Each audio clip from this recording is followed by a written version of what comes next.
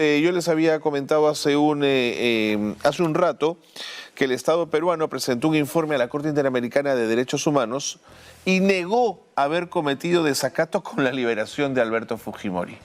¿Qué tal cuajo para sostener eso? Bueno, esa es mi impresión y mi percepción, pero de pronto Gisela Ortiz, exministra de Cultura y familiar del caso La Cantuta, tiene otra posición al respecto. ¿Cómo te va, Gisela? Qué gusto conversar contigo luego de un tiempo sin vernos. ¿Cómo te va? Buenos días, Carlos. Muchas gracias por la invitación. Bueno, realmente desconcertada por toda esta situación que nos debería llenar de vergüenza como país, tener a representantes del Poder Ejecutivo, que en este caso están representando al Estado ante el sistema interamericano, defender a un delincuente como es Alberto Fujimori. Sus condenas no han sido borradas, él sigue teniendo condenas por delitos de corrupción y delitos graves de violaciones a los derechos humanos, y que salgan con tal desparpajo a decir pues que todo está en el marco de la ley, que el señor está muy anciano, que tiene que vivir con su familia, es decir, una defensa desvergonzada de un delincuente.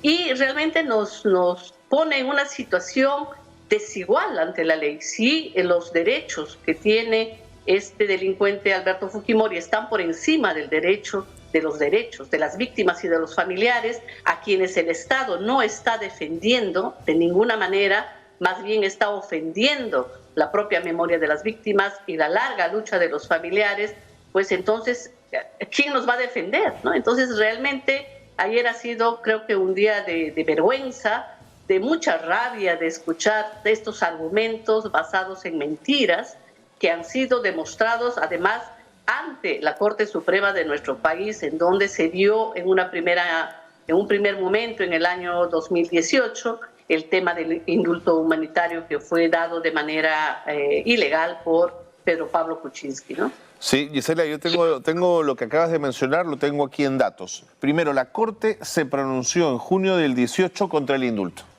pero además el Estado peruano, a través de la Corte Suprema, lo declaró nulo y Fujimori regresó a la cárcel. Pero además, en el 2022 hay una segunda resolución de la Corte que resolvió que la sentencia del Constitucional peruano incumplía las disposiciones. O sea, hay sendas sentencias. Por lo tanto, cuando este señor Arana dice que el Estado peruano es respetuoso del sistema interamericano de derechos humanos, está mintiendo absolutamente, Gisela. Está mintiendo, no solamente porque está desconociendo ese procedimiento interno que se realizó en el 2018 en cumplimiento de lo que señalaba la Corte Interamericana de Derechos Humanos, donde con documentos se demostró, no los familiares, no el propio Ministerio Público demostró que no se había hecho un trámite regular de manera administrativa, presentando el pedido de los familiares, no se había sustentado la gravedad de la salud, se demostró que la enfermedad que tenía Alberto Fujimori no era una enfermedad grave, terminal, que lo iba a acabar con su vida a los pocos meses, y esas fueron las razones por las cuales se anuló el indulto. No ningún tema político, ningún tema de prerrogativa a los familiares, era un tema netamente real, desde la parte administrativa, pero también además desde ese argumento principal, que es la salud de Alberto Fujimori. Y ahora, creo yo, porque claro, el señor ya no está internado en la Clínica Centenario durante largos meses, como hacía hace pocos años, está mucho mejor de salud. Y lo hemos visto no solamente en las redes sociales, sino también paseando y saliendo a interrelacionarse en algunos momentos, ¿no? Entonces, ¿cuál es el argumento de salud grave? De acuerdo, Gisela.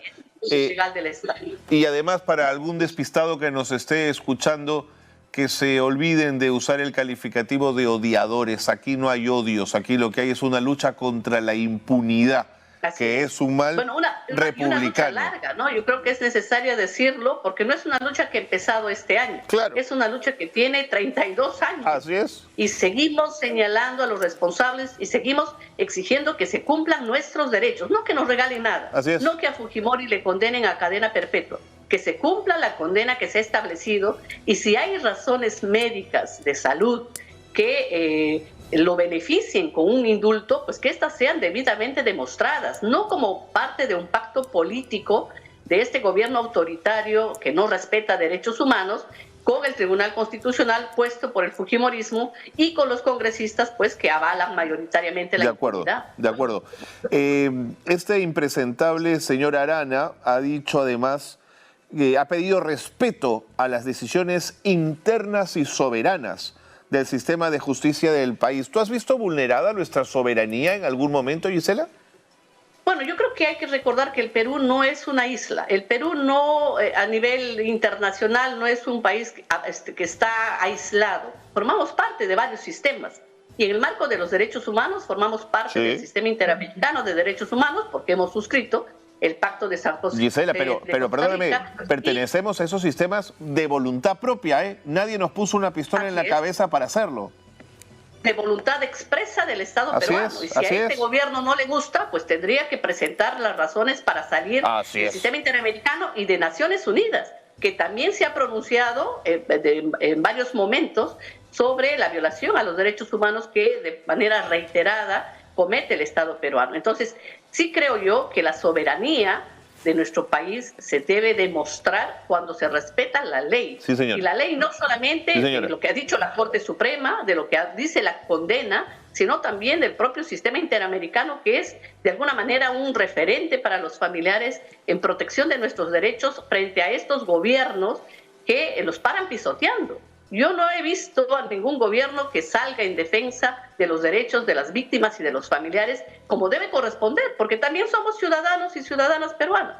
Entonces, ¿cuál es la importancia que puede tener Alberto Fujimori en relación a los otros ciudadanos? Sí. ¿Por qué sus derechos pueden estar por encima de los nuestros? Exactamente. Y creo que ahorita el tema puede ser controversial porque es derechos humanos, pero pongamos en cualquier materia, en temas netamente económicos, en materia laboral, cuando nos sentimos desprotegidos, ¿qué cosa va a pasar, no? Entonces, ¿cómo vamos a realmente tener la confianza de que en nuestro país se respeten nuestros derechos? Clarísimo. Ahora, Gisela, este pacto bajo la mesa infame que permite a Boluarte quedarse en el poder pasó por pactar con Fuerza Popular la libertad del dictador, por eso firmó el indulto y por eso Fuerza Popular en el Congreso es una mansa paloma ante los Rolex y las tropelías del gobierno de Dina Boluarte, que es capaz de asesinar a través de las Fuerzas Armadas y policiales a 50 personas en nuestro país y no pasa nada, Gisela. No pasa nada. Bueno, yo creo que es evidente que aquí el gobierno de Dina Boluarte se sostiene con el apoyo de varios partidos de derecha que están en el Congreso y también del fujimorismo, evidentemente.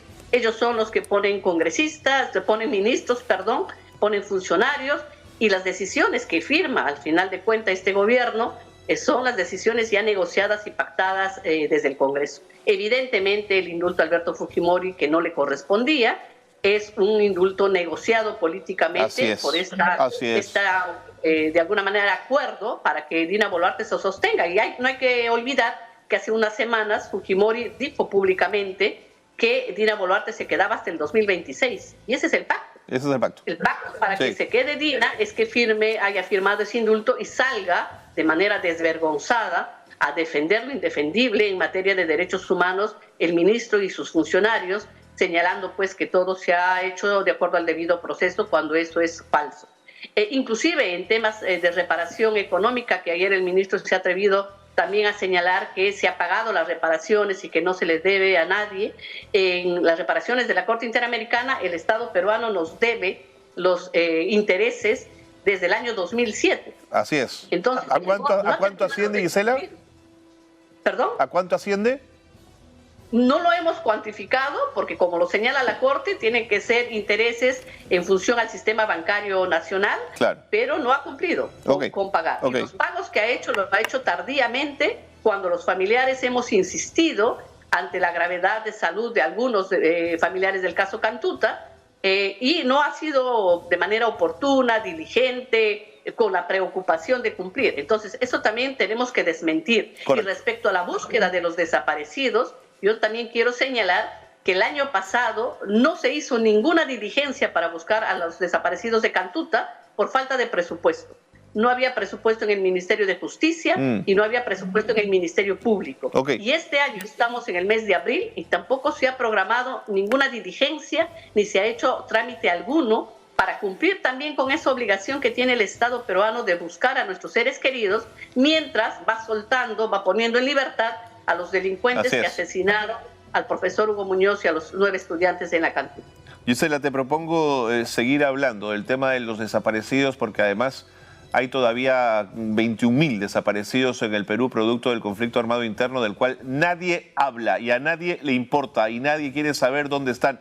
Pese a que hay ubicados sitios de entierro, lo que tendría que hacerse es agilizar el trabajo para devolverle a los familiares, a sus seres queridos, para que tengan un entierro digno. Digamos, ese es el enfoque humanitario, si quieres, por el cual yo comenzaría un tema tan delicado como ese. Te agradezco mucho, Gisela, por la pertinencia y por habernos atendido. Siempre en tu casa, en Nativa. Muchas gracias, Carlos, a ustedes, porque también es importante recoger la voz de los familiares frente a estas mentiras del Ministerio de Justicia.